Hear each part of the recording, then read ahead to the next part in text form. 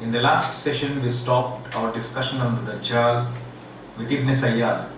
Ibn Sayyad is a person, actually a very interesting personality in the history of Islam. So this person, when he was a boy, and we are narrating this incident, this is 622 CE. That is 631 CE, about 9 years previous to the Tamim Dari incident. So Ibn Sayyad is a strange boy. His name was Asaf. His kunya was Ibn Sayyad, son of Sayyad. So one day, he was a boy, he was about 12 years, 13 years of age, playing with other boys near the hillock of Bani Malala. And the Prophet ﷺ approached, was passing by that way, and some of his companions were with him, for example, Umar Raziyallahu Anhu, etc. So the narrator narrates the hadith that Ibn Sayyad had not noticed the Prophet ﷺ. So he called the boy and asked him, "Do you acknowledge that I am the messenger of Allah?" Ibn Sayyad, young boy, 12 years. So he said, "No, you are the Nabi of the Ummi, you are the Prophet of the unlettered." So then Ibn Sayyad said, "Do you acknowledge I am the messenger of Allah?" Strange fellow, this fellow, 12 years boy. So Prophet said, "No." So Prophet ﷺ at that time wanted to test him. So he thought of something in his mind, and he asked that boy, "Can you tell me what I am thinking about?" So the boy replied, "Ad-duk, ad-duk, the smoke, the smoke." He was in fact thinking about Surah Dukhan. Dukhan itself is meaning of smoke. Now we have seen one of the signs, the smoke, Dukhan. There is a chapter also in the Quran, Surah Dukhan, the smoke. So the boy answered, strange. So the boy was very much, from other sources, historical sources we come to know, was very much an expert in the field of black magic. And he would tell these things. Normally we cannot say what is in the people's hearts, what is in the people's minds. Only what we can see we can narrate. For example, whatever Musa al-Islam saw, he could say based on that. So Prophet ﷺ realized this is a very strange boy, and he said that you will not be able to exceed your limits. He was trying to exceed his limits. He was trying to behave very strangely. A top practicing Kabbalah artist, so to say. Just as today we have Madonna, etc. So Umar Raziyallahu Anhu, it was his nature. He was very aggressive sort of person. He said, "Should I kill him?" So the Prophet ﷺ gave a reply which is very important for us. He said, "If he is not him," that is the Dajjal, "if he is not him," let me complete. "If he is not him, what you are thinking him to be, that if he is not the Dajjal, then it is a sin to kill him. Why should you kill him? And if he is the Dajjal, then you will not be able to kill him. Because only the Masih, Isa alayhi salam, will be able to kill him." We have discussed part of it in the preceding session. And so the incident happened. Ibn Sayyad grew up, became a Muslim. He had children also. Stayed in Makkah, Medina, etc. Later on, the Prophet ﷺ had passed away, and several of the companions, initially there was a confusion. You see, initially there was a confusion. Is he the Dajjal or is he not the Dajjal? There was a confusion. The Prophet suspected, initially he suspected, but he was not sure. So look at the wisdom of the Prophet ﷺ. He never announced this because he himself was in doubt. Later Allah revealed to him the true identity of the Dajjal. And later Tamim ad-Dari, a companion, actually saw the Dajjal with his very own eyes. And he came back and reported to the Prophet, and the Prophet narrated that once again and told the people, as we narrated in the previous session, to the people that, okay, previously I used to tell about these events, and now one of my companions, one of you, Tamim ad-Dari, he has actually seen the Dajjal and came back. And so I'm narrating to you from his first-hand experience of the Dajjal. That was 631 CE. 9 years had passed since Ibn Sayyad, and Ibn Sayyad had become a Muslim. So now the confusion was clear. And once the identity of the Dajjal was revealed to the Prophet ﷺ, he announced it publicly. Look at the wisdom. Previously confusion, did not announce it publicly. Now there is clear, even before Tamim al-Dari reported, it was given to him, the knowledge was given to him. And so once Tamim al-Dari confirmed, he passed on the knowledge to everyone. Now, those who blame us that why do you associate so much importance with the subject of the Dajjal? We think he is going to come long time away. He is not going to come anytime soon. So we reply that the possibility, forget about the emergence of the Dajjal. And we have seen that his release is different and his emergence is different, similar to the release of Gog and Magog and sending of the Gog and Magog. Release from the chains in the island, and emergence, finally one day he will emerge, which he has not emerged, so that there should be no confusion. So those who allege or blame that we are trying to make an unnecessary issue of something which is not really significant, I say, forget about the emergence of the Dajjal. You do not know the actual date. We have described to you the possibility that's sometimes sooner than rather than later, but the possibility of the emergence of the Dajjal existed since when? Please tell me. The possibility of the existence of the Dajjal existed since the time of the Prophet Muhammad sallallahu alaihi wasallam. Because he suspected. He could not have suspected anyone to be the Dajjal unless the possibility of his emergence was since that time.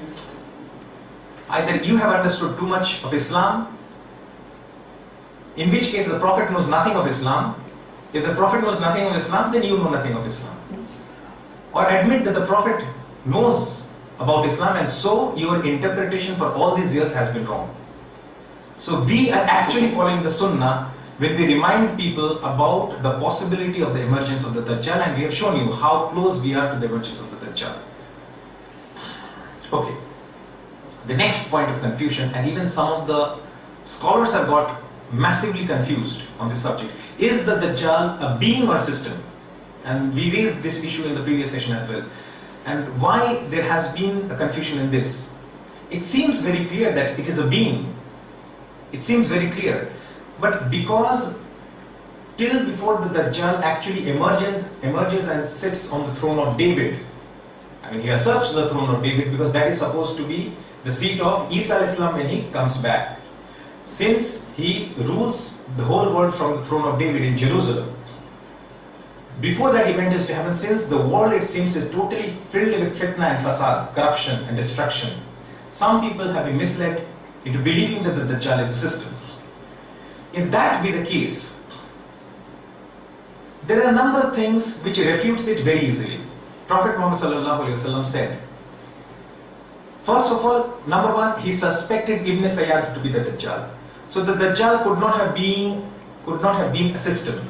It has to be a being. Number one. Second, he described to us that Dajjal will resemble the most a person by the name of Ibn Qatan. Someone, as a person in that age, by the name Ibn Qatan, and Dajjal would resemble him the most. A system cannot resemble a human being. Point number two. Point number three, Tamim al-Dari saw Dajjal and he was a human being, he was chained in an island. Okay.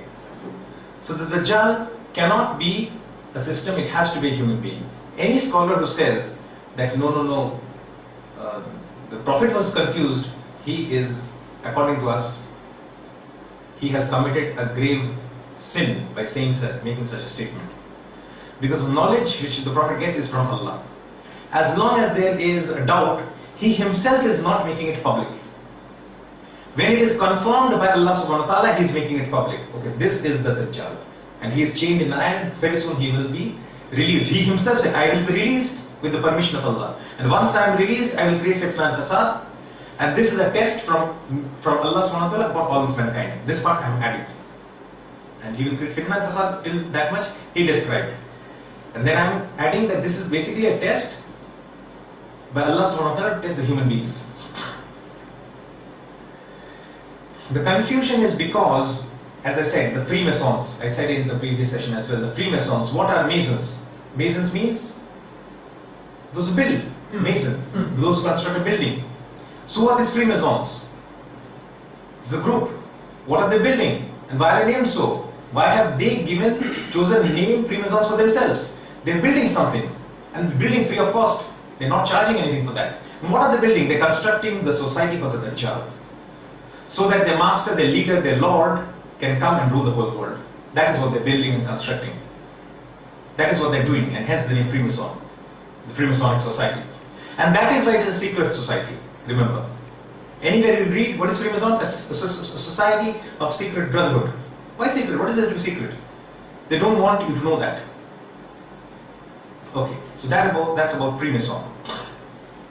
So Ibn Qatan, Ibn Sayyar, what Tamim ad-Dari saw, all points to Dajjal being a being. So because this system is now in place, and the approach of the time when the Dajjal is to actually emerge on the 4th day and rule the whole world up to 40 days, so last 37 days, because this is almost very close, so the society, the construction is almost complete, and hence some people have been deceived that Dajjal is basically a system. This system, we can call it the Dajjalic system, in place, ready to welcome their leader.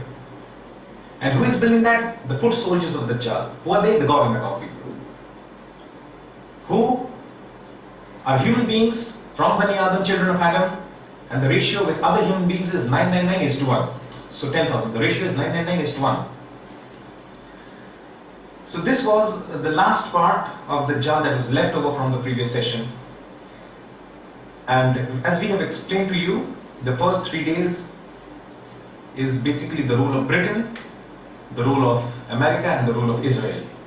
The rule of Britain from 900 to 1917, 1 day like a year for 1,000 years, 1 day like a month, which is 83 years. In relation, a year is to month is 12:1.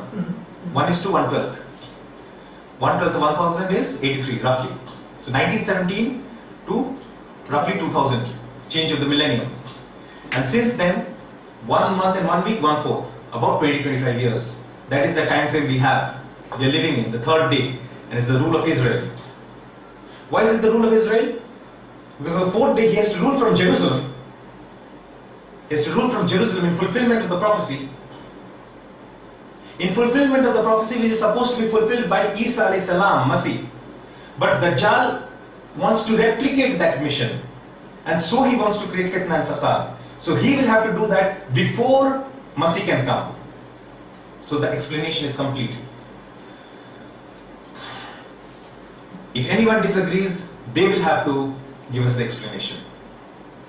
If anyone disagrees, we cannot simply disagree for the sake of disagreeing, but you will have to give us what is the correct answer, otherwise you are not allowed to leave the session. Is that a fair deal? Okay, so this was about the Dajjal.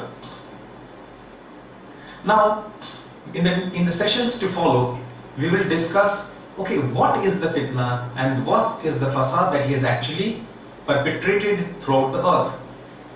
There is economic fasad as well, there is political fasad as well, there is all sorts of fasad. Fasad in the food, fasad in the male-female relationship, fasad in the fabric, in destroying the fabric of the society, everything, the corruption of the Dajjal, the fitna and the tribulation and the fasad will come to light. So the Dajjalic system. And time and again, Prophet ﷺ said that there will emerge about 30 Dajjals before the Antichrist, the final, the Dajjal, the great deceiver. Prior to that, small Dajjals, 30 liars, so to say. Now it is used in the sense of its meaning, 30 liars will emerge. And ever since the time of Prophet ﷺ till as recently as this age, the count is almost completing. The count has been increasing and it's almost nearing 30. So these 30 liars, what will they claim to be? Some of them will claim to be prophet. Some of them will claim to be the messenger, a prophet or a messenger. Some of them will claim to be the Masih.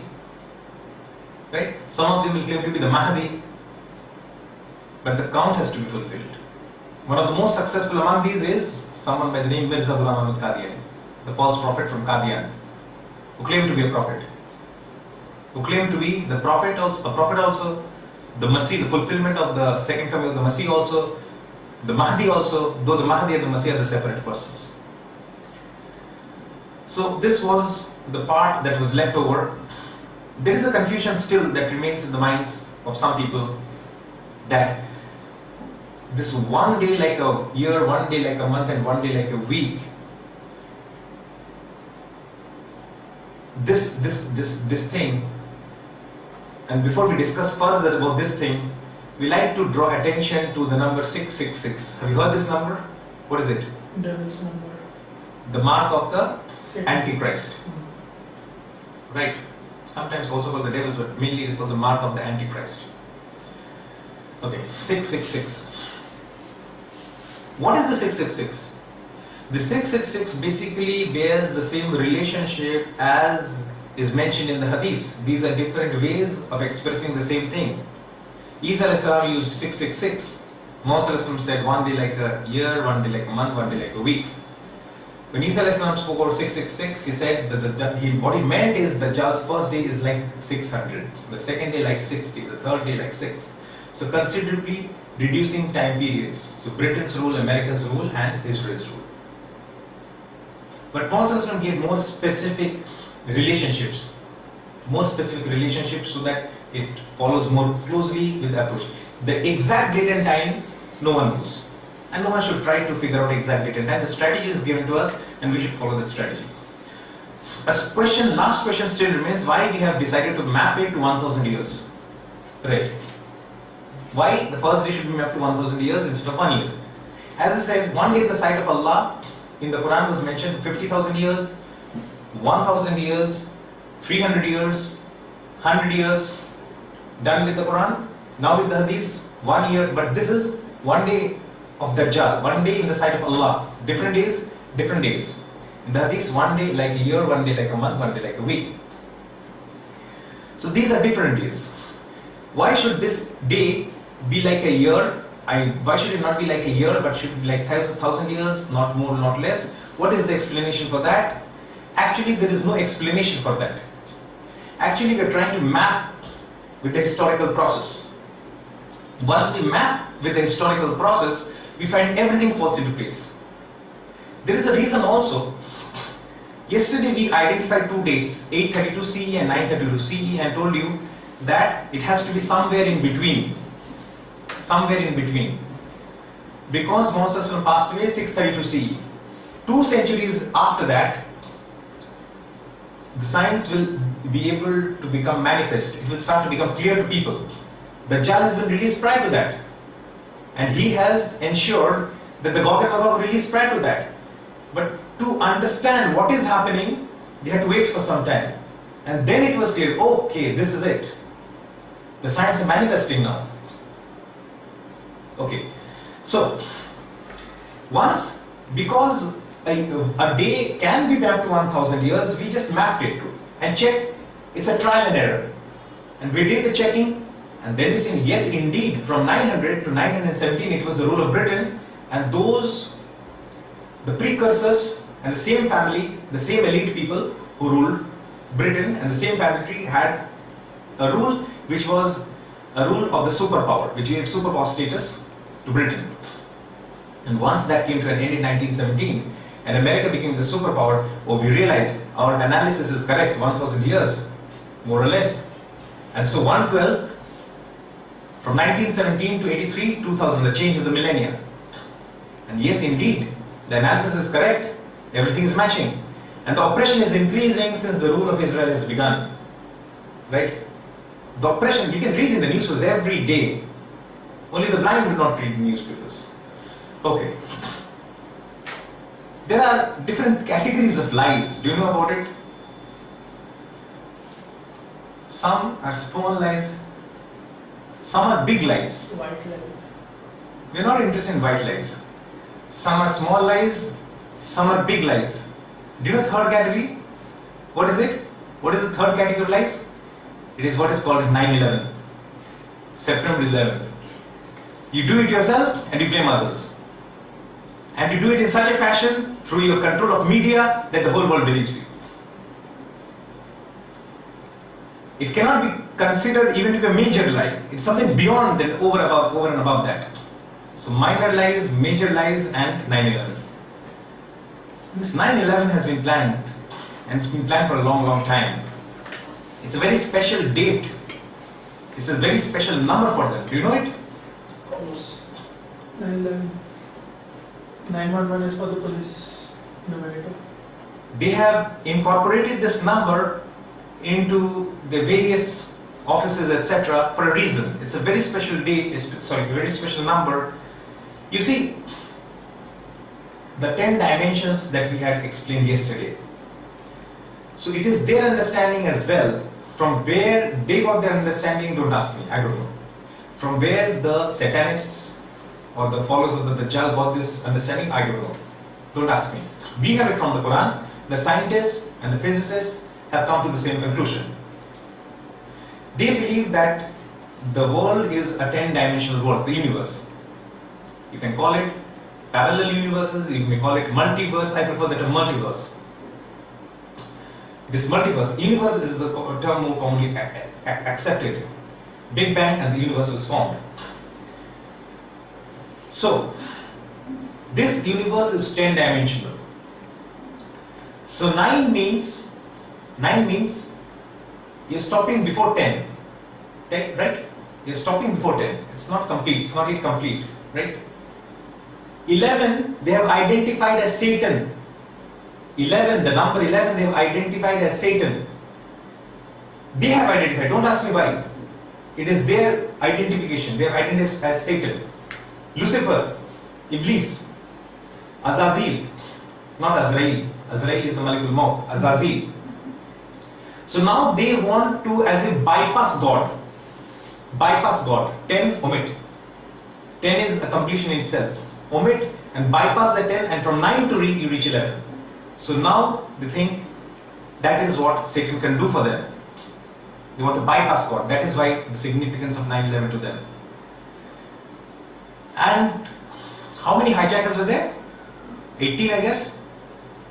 Some 18 hijackers. And they hijacked the plane and crashed into the Twin Towers and Pentagon. That's what the whole world knows as the truth. Except for one man. He got the shock of his life. Or rather, I should say the shock of his death. When the next day he was reading in the newspapers, he saw that he was dead. And it seemed to him he was alive. So next day, one of the 18 persons, he was not even in the US, not even in America, he was in Saudi, and he was reading the newspaper, he is dead. But it seemed to him he was alive. So he got the shock of his life, or the shock of his death. Okay, so this is 9/11 for you.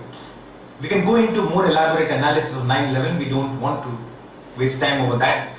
It has been clear and proven beyond doubt, and I have spoken about it in my other sessions.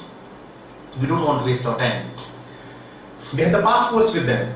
Imagine some passports, and in that debris, they managed to find the passport of one particular person, one of the hijackers, lying in the rubble, absolutely intact. Nothing else was found, and paper managed to survive. Okay. And the first plane crashed into it. They have the technology. They have unmanned planes. They need not have any pilots. Anyway, but they have to prove to the world that someone did it. A man from Afghanistan in Tora Bora managed to mastermind all this. Okay. The various proofs. There have been, we don't want to go into the details as I said, but I feel some of the information is so fantastic. I'm unable to hold back that information. So there have been instances that when a building has caught fire in the US. This building caught fire for 17 hours, the Twin Towers, and it collapsed. both before 9/11 and both after that. And it had caught fires for 24 hours, 48 hours, 72 hours. Nothing has happened to the building. But this time, in 9/11, the buildings collapsed. Something strange is going on. 1970s, when they were planning to construct the Twin Towers, they planned it in such a way, and it is mentioned in their documents. You know, the documents, the plan, the design, the architectural plan, that this building should not be affected even by a plane crashing into it, even by Boeing crashing into it. Do you plan that way? Do you plan that way? A plane should crash into it and should not collapse, and it was made in such a way that it will not collapse, it cannot collapse. That's in their documents. There are so many people in America who is demanding an inquiry into 9/11. Not Muslims, otherwise. They're good Americans, they're good people everywhere on the earth. They know the truth, they can realize the truth, they can understand the truth, they can feel the truth. And they know that the truth is being hidden. So Dajjal is a master of deception, is a master. He's a PhD, he holds a PhD in deception. So he is able to create confusion. One more last instance. Israel. Two persons from Israel shooting, WTC. Okay, the police comes. New York, a lot of crazy people you find, not like Kolkata. Shooting something, twin towers. What are you doing? They're capturing something which is going to take place. Two people from Israel. They're capturing something which is going to take place now. How do you know? I mean, I'm asking, how do you know? Police let them. They're doing something, they're mad people, taking some snaps of Twin Towers, let them take. Plane crashes, and they have the documents with them, and it is that these videos that are being shown. How was the videos shown? Has anyone thought? The plane hitting crashing into the Twin Towers, the first and the second, how were the videos shown? Did anyone think till now? It is from their recordings that they were taking. It was shown. Bush was asked, at that time Bush was the president, when did you hear about the plane crashing? I was watching the news when they showed it. I was watching the news. So when the second plane crashed, they were already showing the news about the first plane crash. I was watching the news, I got it from the television. Did he really get it from the television? In the entire first day, nothing was shown on the news. It was only on the second day that it was broadcasted, telecasted. So if you commit a lie, if you have to state a lie, then you have to wrap it up with 7 lies or multiple lies. And it becomes very difficult and truth will come out. It is in the interest of Israel to bring down America. Strange things are happening. Some people say that if Gog and Magog and Dajjal is controlling Britain and America, why should there be a tussle between them? Why should there be a tussle between America and Israel? Actually, there is no tussle. It's a free flow which is happening. It is His plan. In fact, it's Allah's plan. And it is Allah's plan to test people and to destroy ultimately Dajjal when he is destined to be destroyed. So these events are happening as a test for all human beings. Okay, so it is now in Israel's interest to bring down America. Previously, Britain and America had ensured that Israel becomes a superpower. So what will Israel do? Israel will destroy the economic and the political system of America. It is Israel who will bring down America. It is Israel who will one day expose that 9/11 was an inside event, inside job, committed by themselves and put the blame on others. Why? Because Israel now wants to rule the world. So it has to bring down America. And it cannot bring down America in one day without destabilizing the economy and the political environment. But the American people do not know about these. If the American people were to know what atrocities, if the American people were to know what atrocities had been committed by the American government, they would rise up in revolt against their own government, because they're good people in America. And among those people are those who are demanding an independent inquiry into 9/11. As far as the economic environment is concerned, it is already dead. America is in so much debt, it can never recover. Sometimes in the hospital, in the ICU, we may have seen that a person has already died, but because the life support systems were in place, you feel it's still breathing. So that's the condition of the American economy. It has reached a level, and this analysis has been done by economists, not Muslims. Muslims or otherwise, done by economists, that America is in so much debt that it can never recover. As far as the political condition is there, bringing down the political power of America will expedite the process of Israel's rise to superpower status. I mean, it's already there, it only has to be manifested. So it is clear to all. Because every American knows who rules America. The Zionist Alliance rules America. Every American knows that. You and I may not know. It's a total trap out there. So the Jaws trap has engulfed all of humanity, and it has engulfed all of humanity. It has been doing so since a long time back, since 900 CE onwards. And hence, the Prophet ﷺ was absolutely correct when he said that the Dajjal is the greatest fitna mankind is ever to face. The magnanimity of the grasp, in terms of the coverage, in terms of the number of years that fitna spreads, makes it the greatest fitna of all. With this we end, because now we are going to focus on the specific aspects through which Dajjal has manifested his fitna and fasad. We will deal with those issues straight after this session. We break now for a short while till we begin the next session. Wa akhiru da'wana and alhamdulillahi rabbil alamin.